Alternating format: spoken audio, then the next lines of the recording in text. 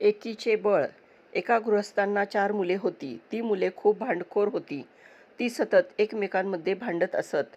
मुलांच्या भांडखोर वृत्तीला तो माणूस कंटाळलेला होता. एके दिवशी त्याने मुलांना धडा शिकवण्याचे ठरवले.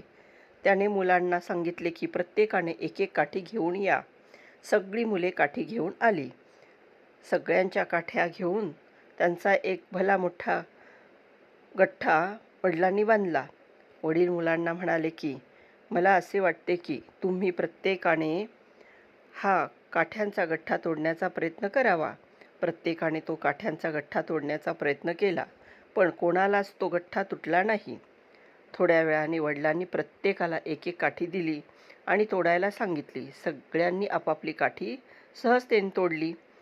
हे पाहून वडील मुलांना म्हणाले, जेव्हा तुम्ही गठ्ठ्यामध्ये बांधलेल्या काठ्यांचा तोडण्याचा प्रयत्न करता तेव्हा त्या तुटल्या नाहीत, पण जेव्हा त्यांना वेगवेगळ्या करून तोडण्याचा प्रयत्न केला तर त्या पटकन तुटल्या. अशा प्रकारे तुम्ही जर एकमेकांमध्ये मिळून मिसळून एकत्र राहिलात तर कोणी तुमचे काहीच वाईट करू शकत नाही, पण एकटे असला तर कोणीही तुम्हाला सहजरित्या नुकसान पोचवेल. हे ऐकून मुलांना त्यांची चूक उमगली आणि पुन्हा त्यांनी आपापसात भांडणे केली नाहीत.